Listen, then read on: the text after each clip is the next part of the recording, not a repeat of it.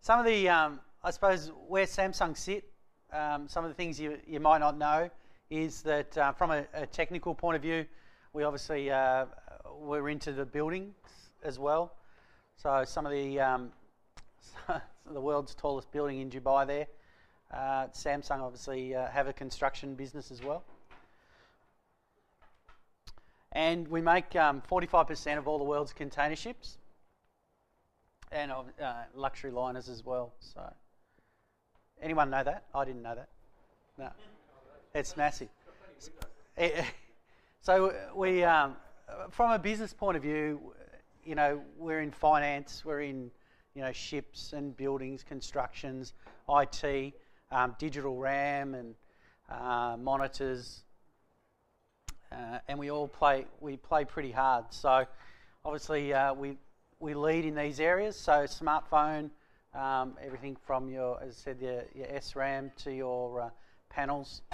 And not only do we sell and lead in our own field, we also provide componentry to other players out there like iOS. So probably 70% of your iOS is Samsung derived.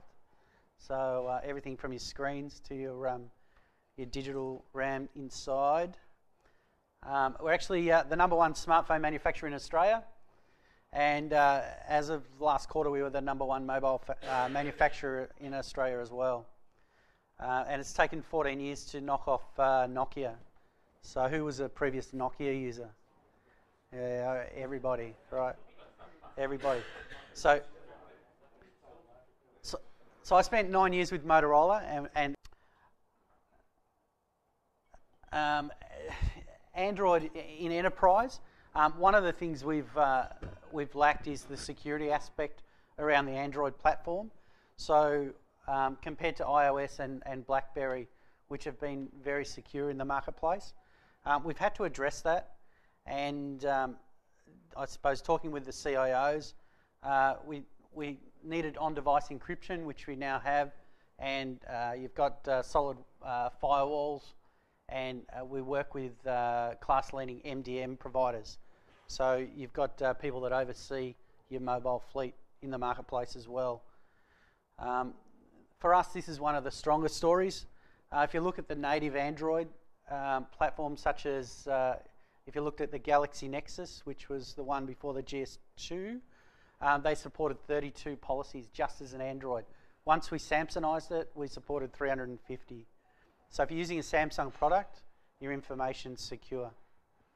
And you look at iOS, they're 211, and as a snapshot, BlackBerry are about 512. So we've still got a bit of work to do. But it certainly allows a lot more control over your applications, so you can remote push out applications to the workforce, as well as ensure that they comply with the policies that your business provides. Again, some of the partners we do business with at the bottom there. So Sybase, Mobile Iron, Soddy, and Juniper. And when we combine with those, we support a lot of additional functions. And again, around security and encryption. We're one of the only brands to be FIPS certified in the United States. It's one of the highest levels of security that you can have. And we're working on... So our SMB ecosystem vision is connect, protect, and collaborate. You guys will be pretty familiar with the dashboard. Sentinel's also got an LCD screen on the front that's quite intuitive. It'll tell you the IP address. It'll tell you if a backup hasn't worked. It'll tell you if the network's disconnected. So from a small business owner's point of view, they can walk past it every day and think it's okay, it's okay, it's okay, or backups failed. So they can, you know, very easily monitor and run the little box. Some of the highlights, I suppose, easier to set up, designed to run out of the box. So some of the solutions, you buy a chassis, you buy the drives, you stick it together, you set it up, and then you take it on site. Well, this thing you can take on site and it'll start up and run from the get-go. So it removes that time frame spent setting it up. We use our RAID edition drives in the box. We had a lot of discussions prior to release of this product around releasing a chassis, and a lot of people ask, do you just sell the chassis? And the reason we don't is that a lot of people put green drives in these sorts of devices, and while that's fine initially, the big problem is when you have to replace a drive down the track. RAID Edition drives are designed to work in a RAID environment. They're designed for a tuned environment. They're also designed where down the track, if you replace a drive, they'll all work together. Green drives don't have those sorts of facilities, and what you'll get is a firmware conflict between the drives. Some will run at faster speed, some will run at a slower speed. Firmware will conflict, and you'll get an unstable RAID array. So we've gone down the RAID Edition drives, down that path, just to make sure that the user experience is top notch. So obviously, built-in remote access, no VPN required. Auto RAID migration. So they come in two flavors, either 4 drives or 2 drives. 2 drive ones, if you put a third drive in, will auto migrate to RAID 5. It's got bare metal backup and recovery for up to 25 machines. It has block level data deduplication, dual gigabit Ethernet, adaptive fault tolerance, and also they support dual power supply as well. Only one power supply comes in the box. So complete solution, no software to load, no disks to format, no RAID to administer, no third-party licenses to buy or make work, one place to call for hardware and software and services. We're advertising in the local market to build the awareness of the product, help you guys sell it. Guardian Services.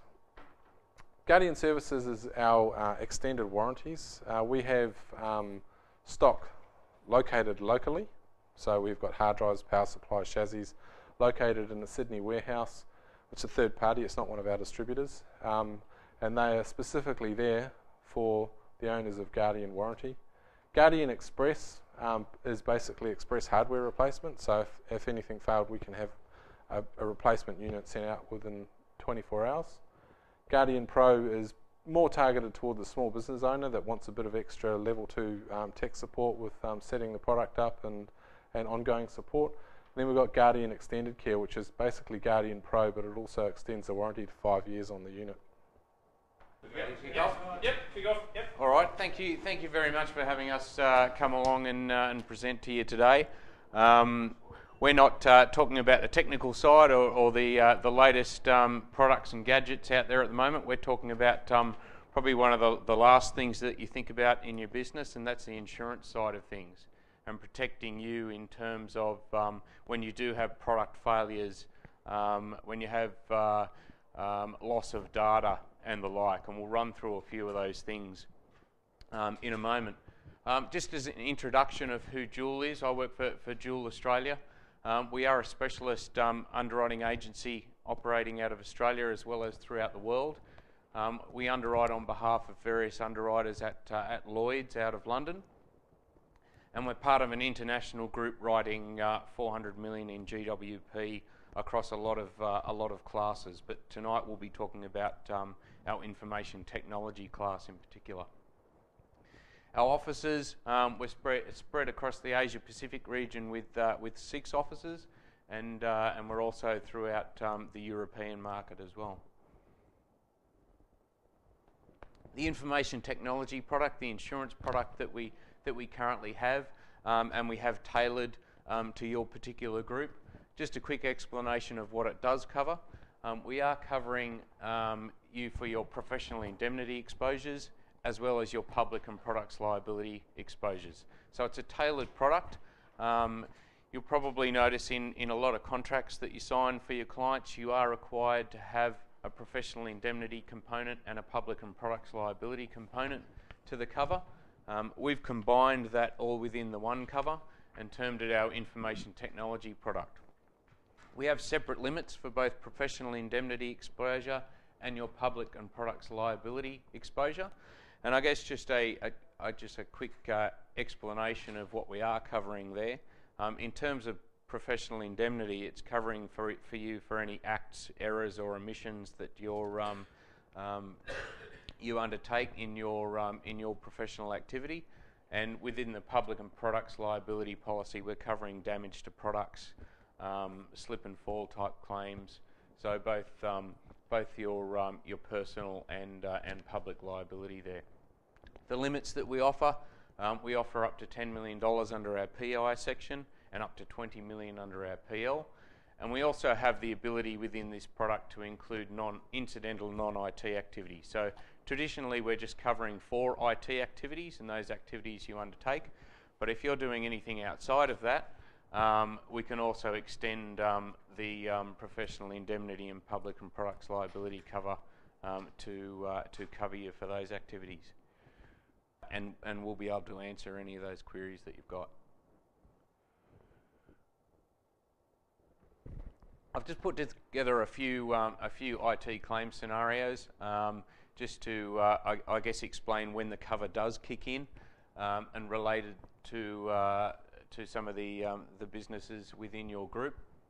This first claim was against an IT consultant system integrator.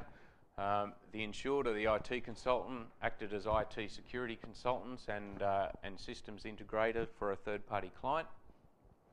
During backup procedures, the server suffered a power surge, the website was lost, and a lot of data was lost, all the client's data. They went to the backup tapes, but the backup tapes were found to be corrupted as well. So the outcome there, it was a breach of the Trade Practices Act. That's basically misleading and deceptive conduct. In that when the insured signed the contract with the client, the result was basically that the insured didn't offer the service that the client signed off on. So misleading, deceptive conduct, a claim of negligence, and that claim was around $130,000.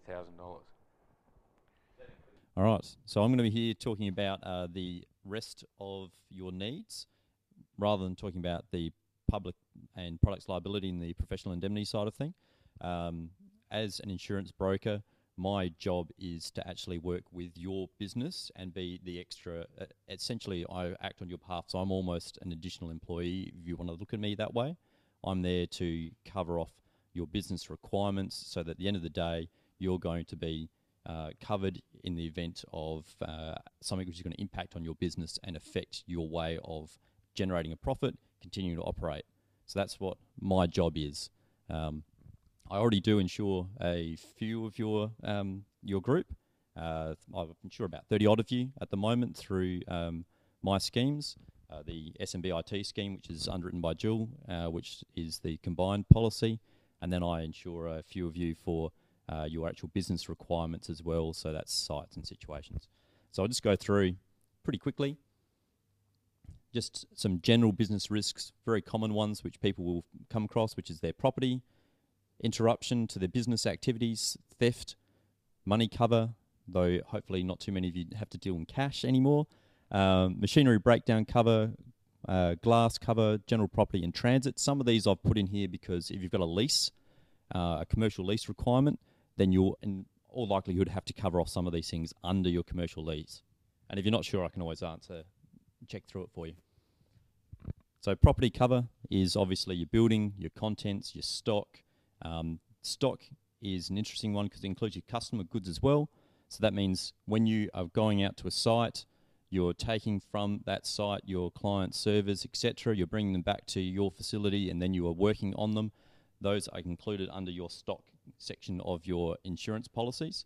Okay, there's no theft or burglary cover for those things under this section. This is to do with your main risks being things like your fire, explosion, water damage, etc., vandalism.